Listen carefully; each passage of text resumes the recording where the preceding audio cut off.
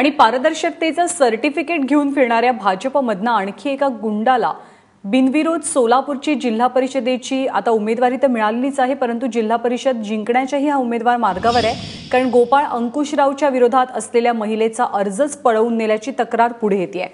त्यामुळे गोपाळ अंकुशरावचा बिनविरोध विजय निश्चित मानला जातोय। कारण राष्ट्रवादीच्या उमेदवारांनी ऐनवेळेला आपली उमेदवारी मागे घेतली, त्यामुळे गोपाळपूर गटामध्ये आता फक्त गोपाळ अंकुशरावचाच उमेदवारी अर्ज बाकी आहे। त्यामुळे त्याचा विजय निश्चित आहे। गुंड गोपाळ अंकुशरावची पश्चिम महाराष्ट्रात मोठी दहशत आहे। पंढरपूर तालुक्यातल्या गोपाळपूर जिल्हा परिषद मतदारसंघातनं गोपाळ अंकुशराव निवडणूक लढवतोय।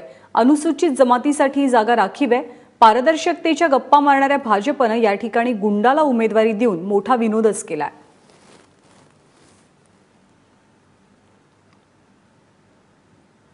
गोपाळ अंकुशराव कोण आहे? पंढरपूर तालुक्यातल्या आंबेगावच्या शाळेमध्ये शिक्षक आहे आणि त्यानंतर गुन्हेगारी जगतात गोपाळ अंकुशरावनं पदार्पण केलं।